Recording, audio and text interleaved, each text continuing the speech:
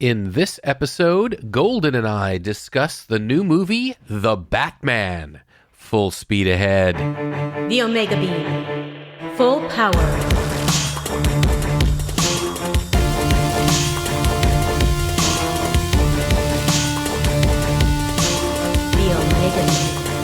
Welcome to the Omega Beam number 164. I'm your host, Oren Merton. Now, there have been a lot of Batman movies, starting with the black and white Batman serials in the 1940s, all the way through the latest 2022 Matt Reeves movie, The Batman. There's always a lot of hype around a Batman movie, and this one was no exception. So opening weekend, we went to our local Dolby Cinema to see The Batman on the biggest, crispest screen with the best sound we possibly could. So we start our discussion with a solid few minutes of spoiler-free review, but then we do go spoilerific, so be forewarned. Okay, here we go.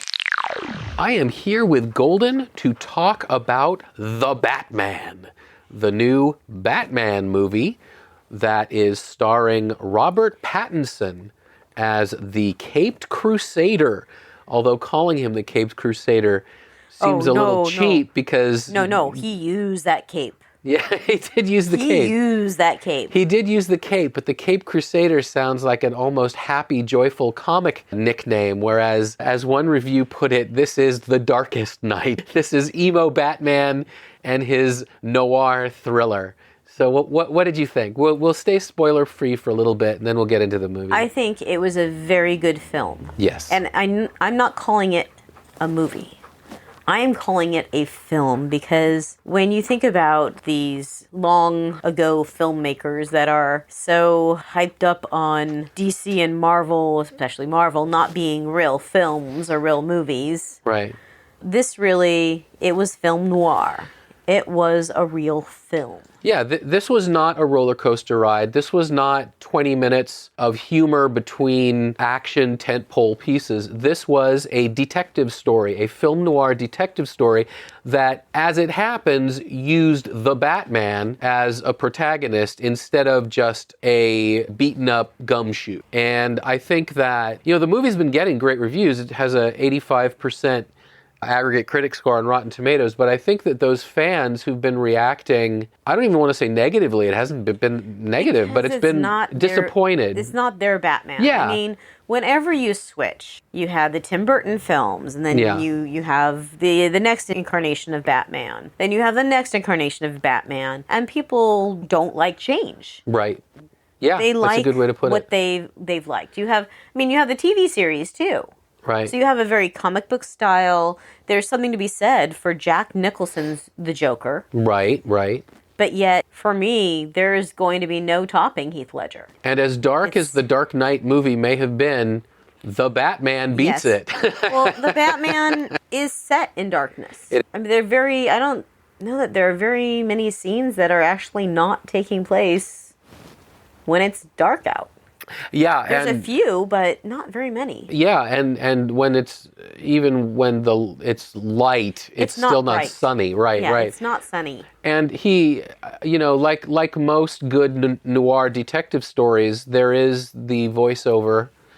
And that kind of, for me, kept taking me out of it and making me think that we were in a different film. Because why? Because there's other things that. It just kept reminding me of other films that do this, okay, now we're going to do voiceover here. And I get that, and it definitely wasn't the best part of the movie for me. Okay, so I didn't mind it. Here's one of the reasons why. I mean, first of all, I watched a lot of noir, and it's kind of almost a staple of the noir movie. But also, I think this is pretty clear from the trailer. Certainly it's not giving away any plot points, but I think it's pretty clear from the trailers that Robert Pattinson's Bruce Wayne is relatively unhinged, that he's kind of coming apart at the seams, that he doesn't care. I mean, he cares about his mission, but very little else. And I think the narration, in a sense, him talking to himself, can almost be seen as another aspect of his trying to figure out who he needs to be. And that is, I think, one of the themes and the through lines is things are not as they seem. Who are people really? And that's kind of Batman's arc, if you will, the Batman's arc, is sort of figuring out what he wants to be. And when we meet him, he's already been, this is not Batman year 1, this is Batman year 2. And so he is kind of known. Jim Gordon is already an ally. We don't get a recap of the origin story like we do almost every time they reboot the Batman there series. Very little. Well, they talk about it. Yeah, they talk about it. It's glossed over. But we never see it happen. And I think that's good. I mean, I like that in the same way I liked when the Tom Holland Spider-Man movies just picked up with him being Spider-Man. That it's like a very, very large chunk of the audience knows the origin like the back of their hand, and why rehash it?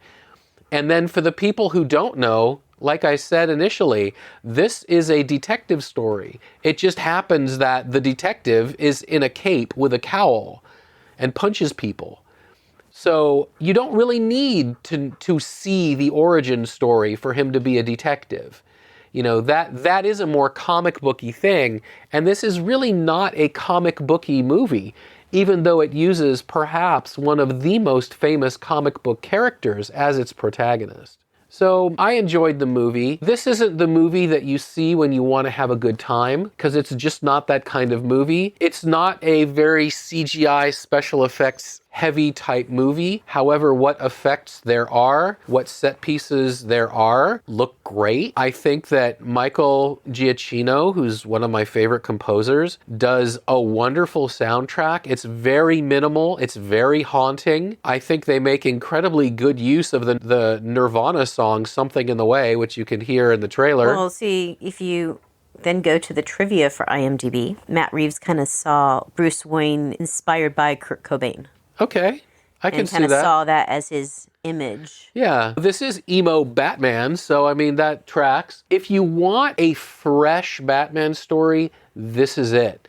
If you want just a good detective story, this is it. If you want a superhero action adventure movie with lots of CG action, maybe even some aliens, this isn't it. This is not that kind of an adventure movie at all. Yeah, and like I said, I didn't really try to figure out who some of the people were.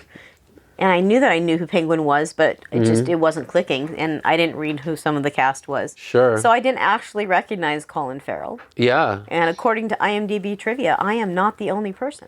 Yeah, they put him in a lot of makeup. No, he apparently went to Starbucks in the prosthetics and makeup. And nobody knew who it was. No one recognized him. They stared at him because he looked odd, but no one knew who he was. He does a great job. I mean, really, Matt Reeves put together just an incredible cast. A lot of people were hemming and hawing and grasping their pearls, wondering if, Robert Pattinson was going to be playing the Twilight vampire Batman or whatever, but no, he's playing a young Bruce Wayne / Batman who is not sure what he wants to do with himself and coming apart. And I think that Robert Pattinson inhabits that character. I think he's very soulful in the part and conflicted, and I think he does a wonderful job with it. I think Andy Serkis does a fantastic job as Alfred. I think that the one who played Jeremy Wright? Yes, Jeremy Wright, who played Jim Gordon, I thought was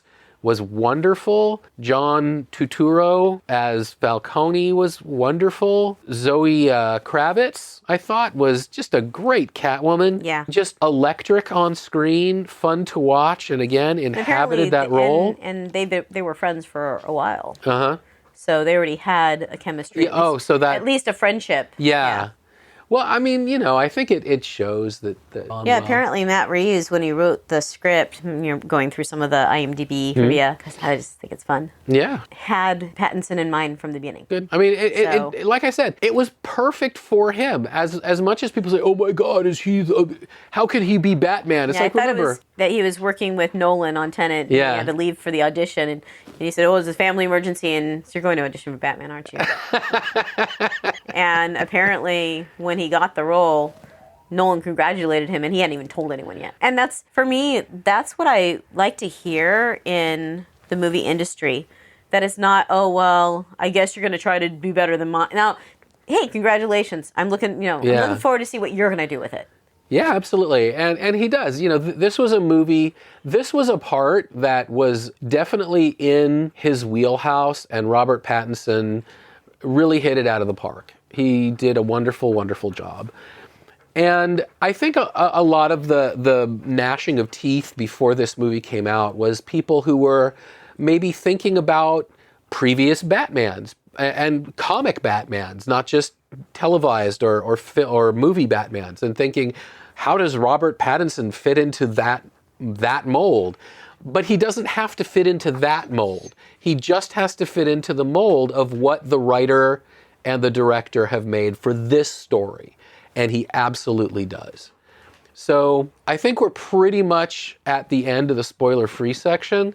So end it just by saying that it's a good, like you said, it's a good film. I want to make sure that a lot of comic book fans aren't expecting this to be, a Marvel movie with DC characters, because it's not. This is a detective movie starring the Batman. But if you go in knowing that, I think you will be very pleased with the story. If you want to go see a great detective, psychological thriller, film noir movie or film, great. Yeah, absolutely. Actually, before we finish the spoiler-free, I'll say one more thing just about kind of the world building and the world creation.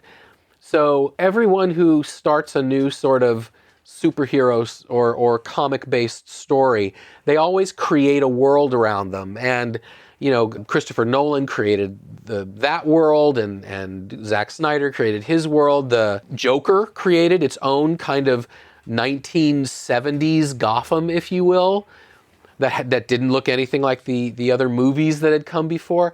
So I thought this was a really interesting kind of mashup of modern technology. You had people with cell phones, you had portable computers, but at the same time, a bit of a retroness. Like the portable computer wasn't like a modern looking laptop. It was almost like a briefcase. And the cars that people were driving looked pretty 70s and 80s. They didn't look like fresh off the line 21st century vehicles. So it was this really interesting technology mashup of old and new that I think made this version of Gotham kind of look both older and grittier, but timeless at the same time. So I thought that was a nice choice. So 3, 2, 1, spoilers.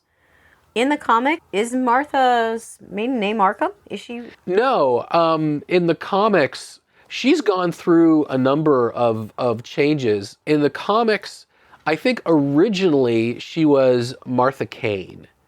And in fact, in the early 2000s, when Greg Rucka created Batwoman, he created Jacob Kane, the brother of Martha Kane. And Jacob Kane is Batwoman, Kate Kane's father. So that's how you had Batman and Batwoman cousins in that scenario. But in some, I think she was just kind of unknown. Obviously, the kind of woman who would run in the circles where Thomas Wayne would meet her, but not rich.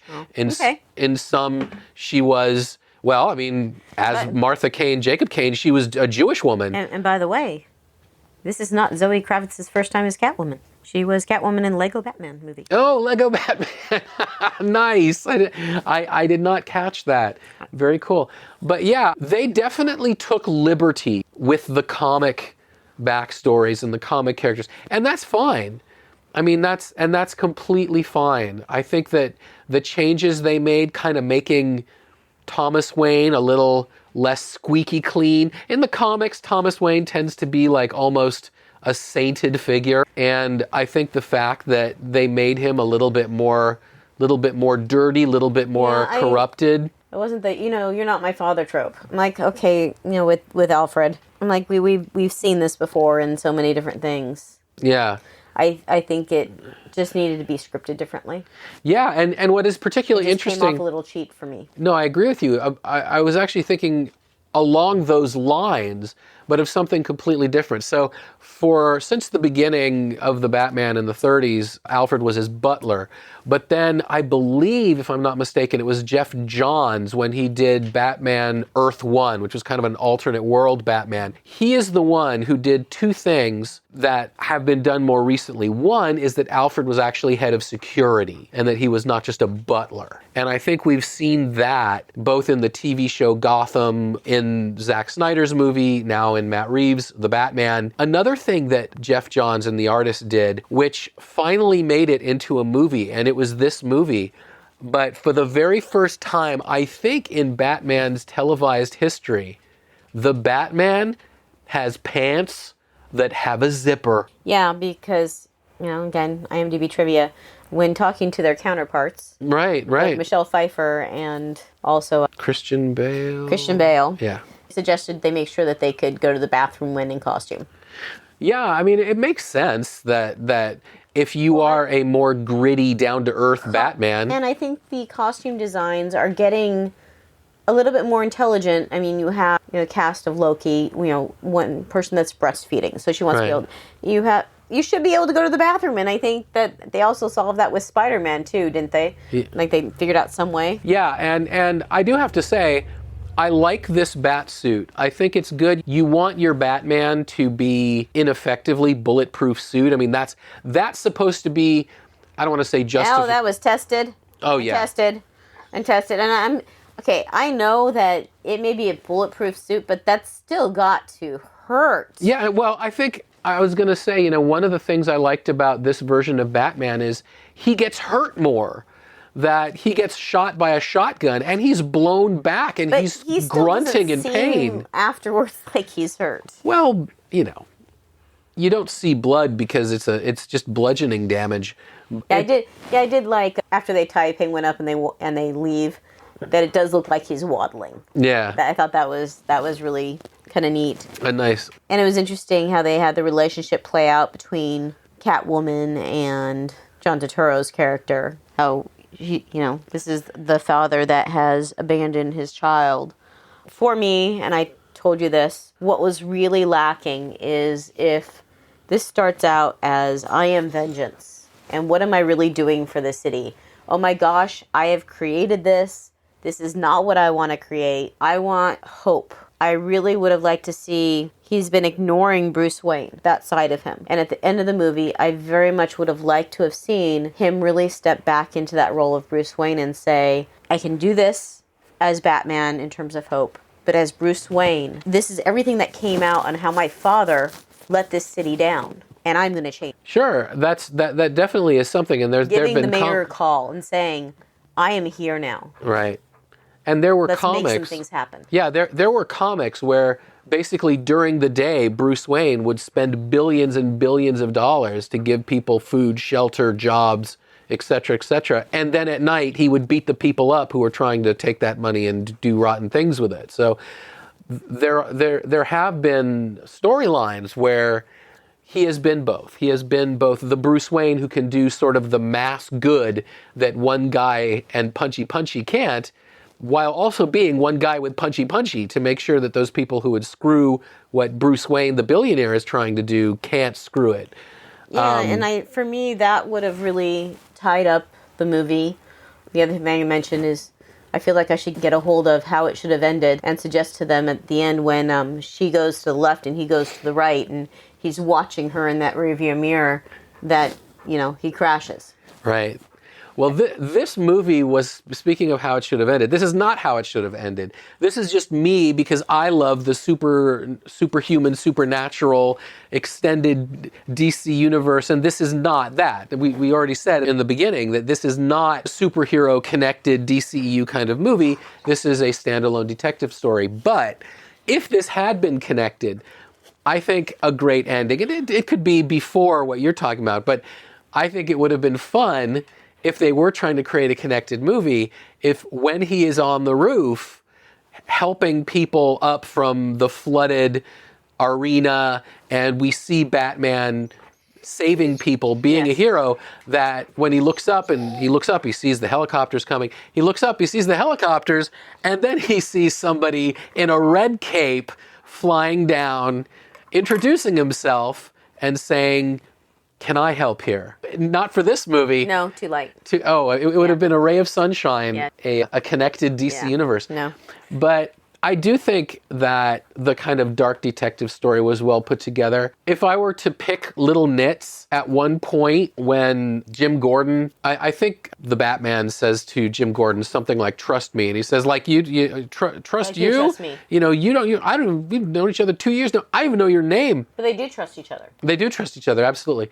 But I think as much as I thought those two actors did a wonderful job of creating, like you said, a trusting partnership between the two, I think it would have been nice.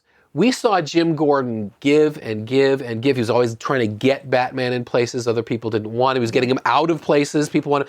We never really saw Batman do anything for Jim Gordon. Underneath his mask on the way to his police station. Yeah, I mean, they wait until he's awake.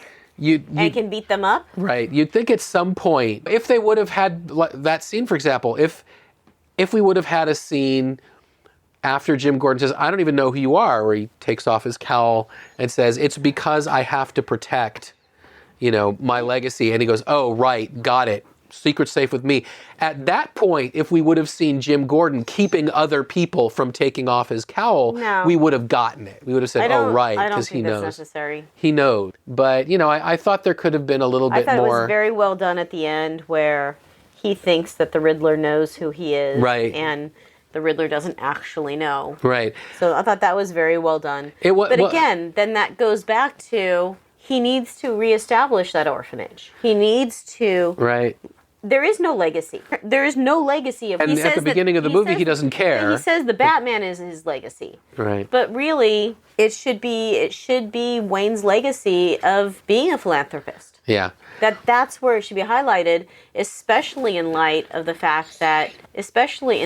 what came out about his father. Yeah. I think one way that I kind of figured Riddler did not know who Bruce Wayne was he sent the bomb to Bruce Wayne to blow him up, but he also sent a fireproof letter to the Batman. So he figured the Batman would be alive after Bruce Wayne was dead. Yeah. So at that point, it was like, he can't really know, can he? Because he just tried to kill the guy. The way in which they presented that scene was very well done. Because you think that it's happening at the same time. Matt Reeves is a very good storyteller, both as a co-writer and screenwriter and director. I think that the fact that this movie opens like a horror movie, with kind of narrowed line of vision, and then the creepy in the dark in the back, and a murder and everything. I mean, this is a very stylized movie, and he wanted a real dark take. And I remember interviews where he was saying, you don't see a lot of Batman as a detective, and he's supposed to be the world's greatest detective. So I wanted to show him being a detective. Yeah, no, I mentioned this to you before as well. The forensic photographer, she watches what he's looking at on the scene. And when he stops to examine something, she then goes over and makes sure she gets a picture of it. Right. And I think there is among the cops, especially as the movie progresses, but like I said, this is 2 years in, so he's not an unknown commodity yet, but it's clear that there is an understanding that this isn't just some bozo in a costume, that he knows what he's doing. I mean, they don't want him, interfering, but at the same time, they know that he has training, skills, education, information, technology, all of that kind of thing. One of the things they did, which I thought was a slight twist, on the bat signal is that normally it's on top of the police building and it's public. It's like either the entire police are behind the signal or they just don't use it in that particular movie. So I thought it was interesting that it's kind of like hidden in a construction site, that it's like it's Jim Gordon's they don't private actually know where thing. it's at. It's Jim Gordon's private thing, just because he and he alone at this point trusts the Batman. But I thought that did a good job of kind of communicating that even though he gets him into crime scenes and does things like that it's off the books. That this is not someone that the GCPD writ large is allied with. Yeah, they're not necessarily endorsing him. Yeah. So, I mean, it's a very good movie. I think it's going to do well at the box office. I think that he's under contract for 3. Is he? So this may be a trilogy again. Well, since this is the spoiler-filled section, I did find it amusing at the end when Riddler's in jail, or not in jail, in Arkham, he sort of becomes friends with his cellmate or floor mate, who by his laughter is pretty clear. Yeah, we're pretty clear he's making friends with the Joker who's sitting in Arkham. Yeah, no, I thought the riddles were really well done. And yeah. The portrayal of the Joker, or the Riddler, was a nice variation from what we've usually... Yeah, exactly. Well, from the a lot more, the old he's usually played as either a joke, or just a straight up homicidal maniac, whereas this Riddler has wanted to just expose all of the bad. Right. Now, what makes him a serial killer, what makes him a homicidal maniac, is he clearly doesn't care how many innocent sociopath. Is it clearly doesn't matter how many innocent people die for him to make his point. Like at the end, when he decides he's going to flood the city and then have just goons that sort of hero worship just randomly shoot him. Right, and just randomly shoot as many. Well, they were specifically going after the mayor first. The mayor first, but you don't bring, 500 guys with guns Well, there weren't 500. Not 500, but dozens of guys with guns for one person. I mean, they were clearly just going to open fire and create mayhem. And Batman's still with no guns. And I did like Jim's like, well, that may work for you, but right, that's your thing, man. Yeah. No, I thought that was no, it was very well done. Yeah, and I think some people were everybody who loves Batman was excited, even if they were concerned. I think anyone that enjoys Batman is going to enjoy the film. Yeah, one of the things I saw some reviews say, and I would agree with this, is unlike most Batman movies, but this actually goes for Zack Snyder's Batman movies as well. This is not that Zack Snyder made a straight-up Batman movie, but this is not a movie for little kids. It's PG-13, so it's not like really gory or anything, but it's really scary. I think if you are very young, I think this is really scary, even if it's not like, he was going for that dark noir, depressed, heavy vibe, and he got it. But that comes with a certain heaviness that maybe kids looking for a heroic movie are not going to get. But yeah, if this sounds like the kind of film that you want to see, it's a good one and you will like it. Well, thank you, Golden. And that's it for this episode. You can find the show notes at theomegabeam.com/164. If you like this episode, please leave a review wherever you listen to podcasts. Your reviews help people who like this stuff find our podcast. If you have any comments or suggestions, please drop us a line at info@theomegabeam.com. Be good to yourselves and each other, and we'll catch you next time. The Omega Beam. Full stop.